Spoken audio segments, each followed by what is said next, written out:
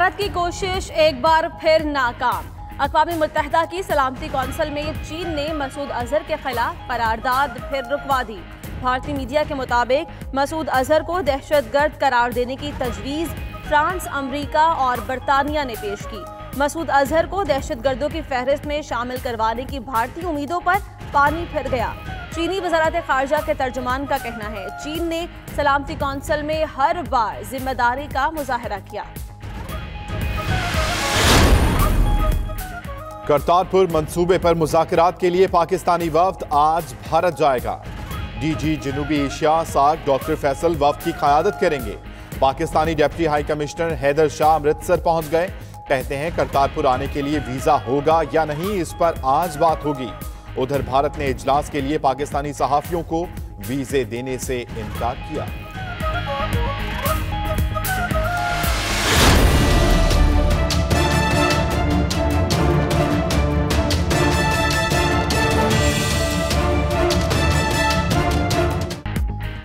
करतारपुर राहदारी पर पाकिस्तानी वफ्द का जाना मुस्बत हमजायगी की तरफ कदम है। उम्मीद है कि भारत भी आगे कदम बढ़ाएगा। तर्जुमान दफ्तर खारजा का कहना है कि पाकिस्तानी वफ्द को जाना नई दिल्ली था, ताहम भारतीय हुकूमत की दरखास्त पर अटारी में इजलास हो रहा है। पाकिस्तान का वफ्द जामे है, तकनीकी और सिविल दोनों की नुमाइंदगी है।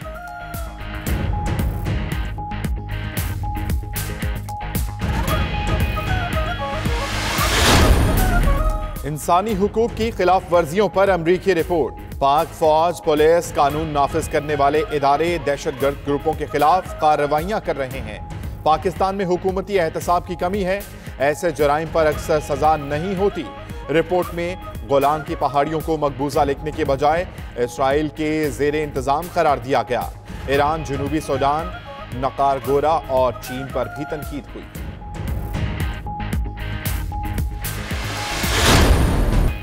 भारत में कश्मीरियों से नफरत की एक और मिसाल सामने आ गई।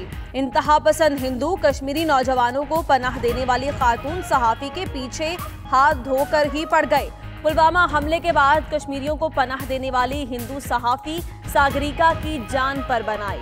कश्मीरी नौजवानों की मदद करने पर इंतहा पसंद ने खातून सहाफी का जीना दूभर कर डाला।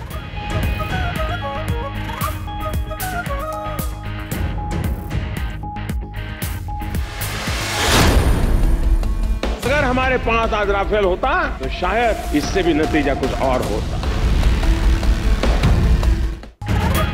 कांग्रेस का नारा मुल्क का चौकीदार ही चोर है भारत में मकबूल होने लगा। राफेल तैयारों की डील में मुबैना करप्शन के खिलाफ भारतीय तलबा भी मैदान में निकल आए। तलबा तंजीम National Student Union of India ने मोदी के खिलाफ भारत के मुताद्दिद थानों में FIR जमा करा दी।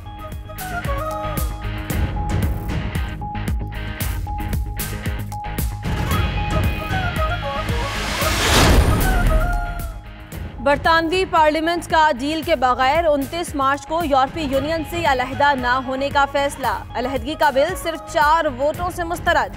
बरतानवी पार्लियामेंट ने यूरोप से अलहदगी में ताखीर की तरमीम भी मुस्तरद कर दी। वजीर राय department of works and pension Sarah Newton ओहदे से मुस्ताफी।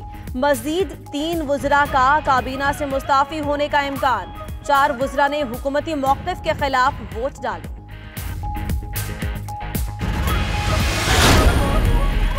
बरतानवी पार्लियामेंट में आर्टिकल 50 से मुतालिक तरमीम भी मुस्तरद। तरमीम के तहत आर्टिकल 50 के नफाज में 22 मई तक तौसी होना थी। तरमीम के हक में 164, मुखालफत में 374 वोट डाले गए।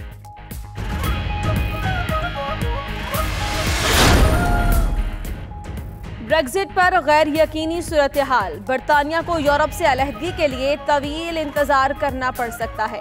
निज़ामी का कहना है कि आर्टिकल 50 में तौसी किसी मुजव्वज़ा डील के तहत हो सकती है। जेरेमी कोर्बन कहते हैं आर्टिकल 50 में तौसी नागुज़ीर मगर मुस्तकिल हल नहीं। ब्रेक्जिट के अमल का कंट्रोल बराह रास्त पार्लियामेंट को ही संभालना होगा।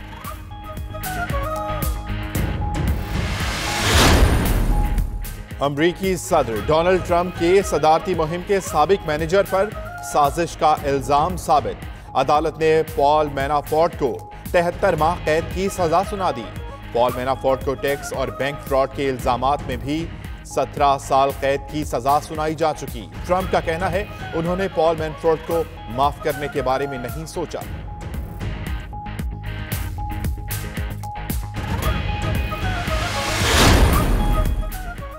अमरीकी फौज की फायरिंग, 5 अफगान फौजी हलाक। वाकया अफगान सूबे अरोजगान में पेश आया। हमले में 10 अफगान फौजी जख्मी भी हुए।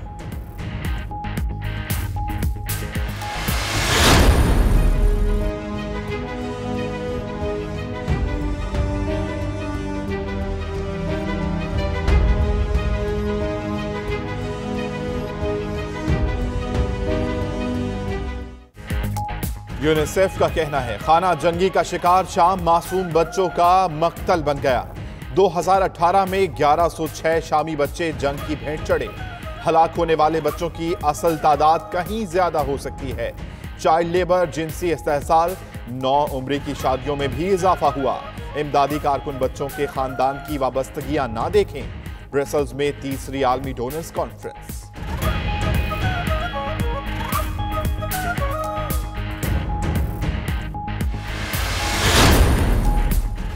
ब्राजील के इलाके साओ पाउलो में 2 नौजवानों की एक स्कूल में घुसकर फायरिंग। 10 अफराद हलाक और 10 ही जख्मी हो गए।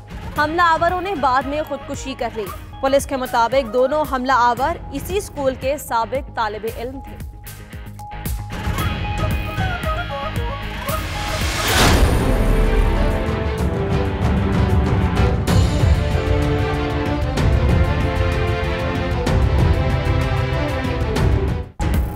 अमरीका पर बम नामी तूफान की अलगार। बड़े बड़े ओले, सैलाबी रेले, झक्कड़ और बुगुले तेज रफ्तार। न्यू मैक्सिको और टेक्सास में लाखों अफराद बिजली से महरूम।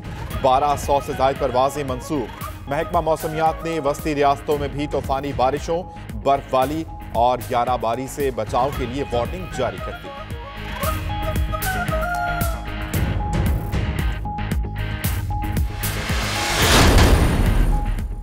वजीर आजम इमरान खान से इस्लामाबाद समिट में शिरकत करने वाले मंदुबैन की मुलाकात। 25 मुल्कों के 60 से जायद मंदुबैन शामिल थे।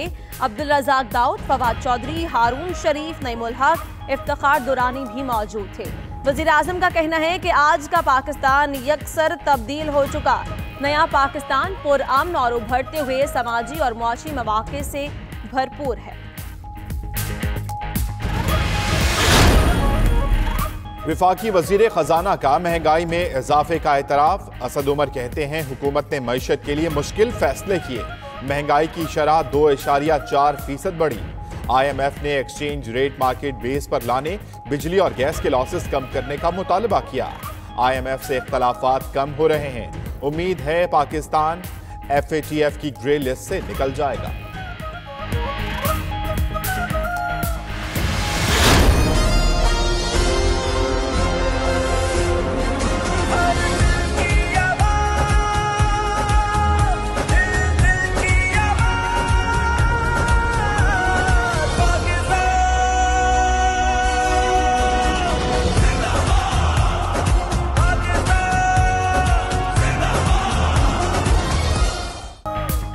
पाकिस्तान जिंदाबाद। 30 मार्च की परेड का नारा होगा। मलेशिया के वजीर आजम महातीर मोहम्मद मेहमान खुसूसी होंगे।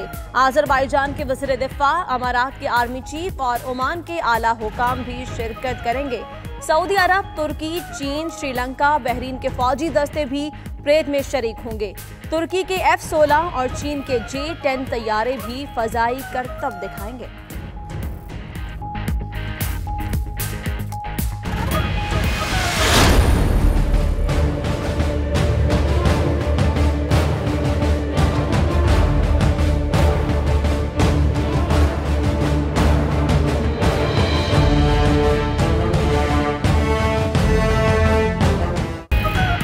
सऊदी अरब में रॉयल एविएशन के ज़ेरे एहतमाम शानदार एयर शो। तैयारों की नुमाइश के अलावा जंगी साजो सामान बनाने वाली कंपनियों के स्टॉल भी लगाए गए। पाकिस्तानी कंपनी का स्टॉल मरकज़े निगाह बना रहा।